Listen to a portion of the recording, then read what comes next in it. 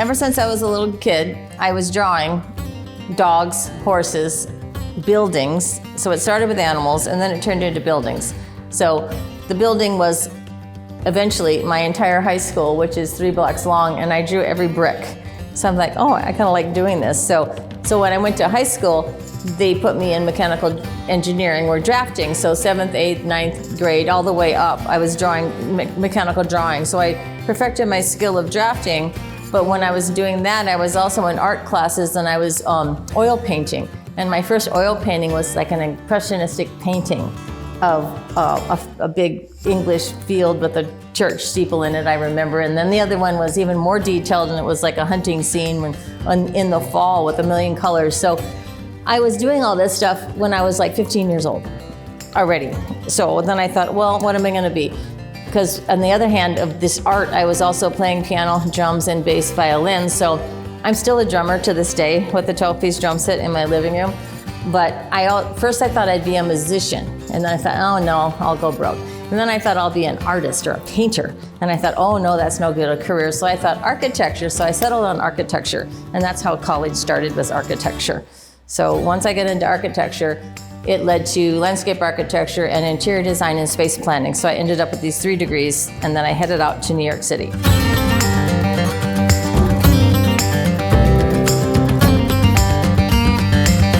Well, my mom dropped me off at a women's hotel that had a lock on the door, so no men were allowed, so that was her only safety measure. And then the first thing I did is meet the girl down the hall, who was very interesting, but she took me to my very first night. I think it was the first night of the first week there, to Studio 54, and the rest is history on my social life. I met all my friends that I'm still friends with today, basically that night.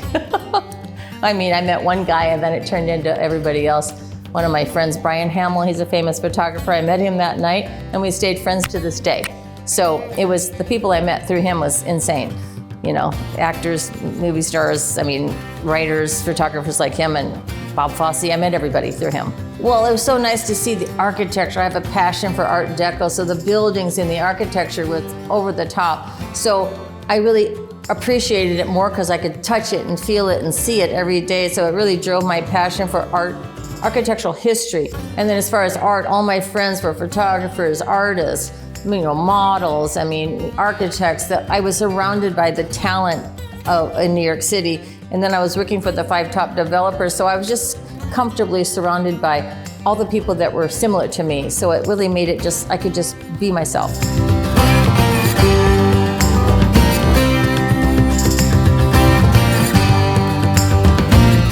After 7 years in New York City, there was a little recession. So what happened is there was a recession in the business. So I called up one of my college buddies in San Diego and I said, how's it in California? And he goes, oh, it's beautiful. You should come out and check it out and check out the ocean. So I came out to visit him one weekend because I was literally there. I was in between jobs and I was doing one apartment, I remember for some guy, but I came out to visit with him and I sat on the beach in San Diego for 2 weeks and I thought, you know what? The weather's better.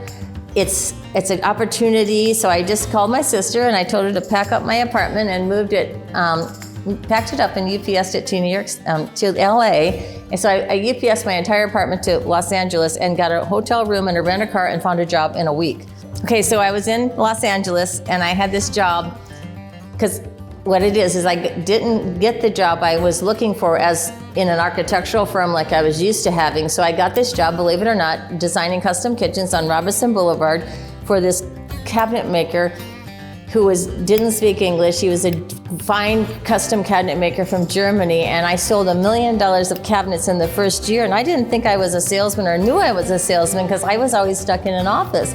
So I'm in this showroom, I sell $1 million, and these people started coming in to find out who I was because I was getting popular on the street because the other shops knew how much business we were doing.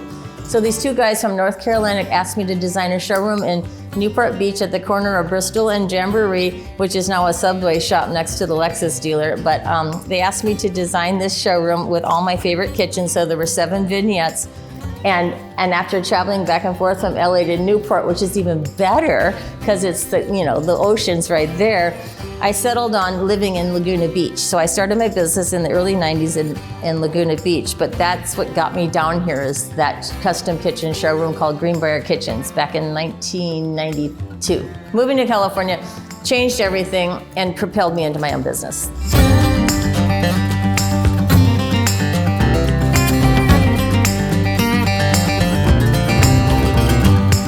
From day one, I noticed that the contractors that weren't successful were waiting for everybody, or they were trying to do all the work themselves. So my first thing I did is I built a team so I could do 5 or 7 jobs at one time without losing time. So I have the demo crew, the framing, the carpentry, the drywall, and the painting. So I can actually move around to 7 jobs, and then my subs would be the cabinet maker and the flooring guy and the roofer and the sheet metal and all that stuff. But the core team is like a family. So I don't have any employee turnover because I treat my employees right. So I've had my employees, one guy goes back 25 years, the other ones go back 10 and 15 years. And we're a happy little family, and we grow, as we move. So depending on what we need for jobs, we'll grow, or we won't grow. So the thing is, that team is not changed much, and then the subs are the same. So I've had my cabinet makers for 35 years, and then the other subs are 10 and 15 years. So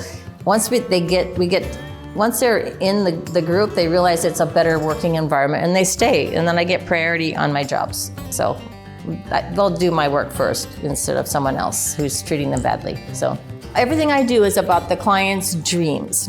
So they might have a vision or a dream, but hey, maybe they don't have artistic talent because they're not all designers or architects, right? But it's all about the client's dream. So my job is to pull it out of the client's brain and get it on paper and then build it. So the point is, getting that dream out of their head by talking to them is the funnest part for me, but then my artistic talent kicks in, and then my professionalism takes it to completion. So it's a combination of talent and training to get it done, but it comes from the client. And then all the rest of the design comes from things like the color of the stone. I mean, the paint colors come from where your house is located and the direction it faces. So it's kind of a magical thing, but it all starts with one idea. I try to provide a happy, safe, stress-free process, and that's my whole thing. It all starts with a good plan, but part of that tagline is, I do it without stress. I mean, I take all the stress on, but I want the client to have fun with it because they're building a dream home. It's supposed to be fun. We're birthing something, together. It's like we're creating something together. So it's supposed to be fun. It's not supposed to be stressful. So if you look at the whole big picture of architecture, interior design, and contracting, we're all supposed to follow a plan, but that plan needs to be generated from the vision or the dream of the client, and then maintaining that whole dream all the way to from conception to completion is a challenge. So once you get the client's ideas on paper and then you actually keep that theme and not letting it get disrupted is my second talent. So it's getting the concept on paper and then making sure it gets done the way it's supposed to get done, because that is the challenge. The fun part's creating it and taking it out of the client's head, putting it on paper, and then making it magical.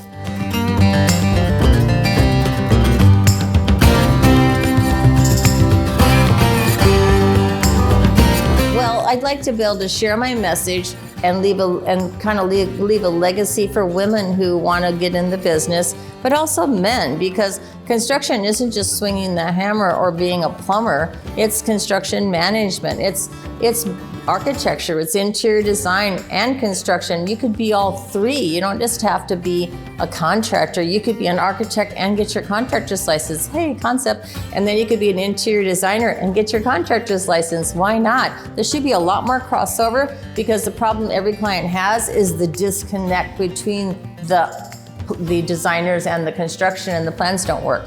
So my thing is to get the message out that if you actually have plans that work, there's never a problem in construction. It's about doing it right and seeing the big picture and helping the client. So that's my message, and I like to leave a legacy. Then maybe, set up something where I could give scholarships to girls to learn about construction, just something a little more incentive, So maybe I'll have a foundation or something like that. But it's about sharing my experience and leaving a legacy. So people know it can be done because I did it.